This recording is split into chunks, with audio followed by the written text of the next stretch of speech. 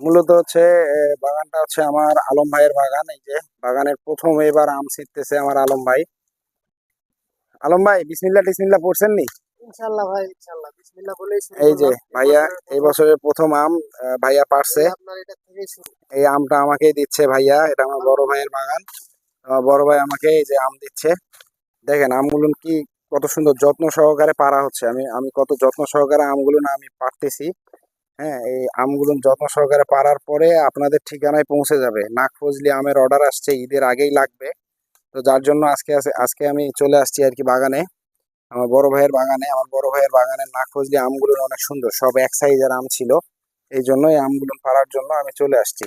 সঙ্গে আছে আমার আখাই কাকা, আখাই চাচা, আখাই চাচা আছে সঙ্গে। এই যে আম পাড়তেছে দেখতেছেন। এই গাছটার বয়স হবে আনুমানিক 5 থেকে 7 বছর, না ভাইয়া? কি বল, ওটা পাকা আম? এই গাছের বয়স হবে 5 থেকে 7 বছর। আমার এই যে আলম ভাই সুন্দরভাবে আম পাড়তেছে। হ্যাঁ, আচ্ছা ঠিক আছে, আপনারা দেখতে থাকেন, পরে বাকিটা আপনাদেরকে আমি দেখাবো।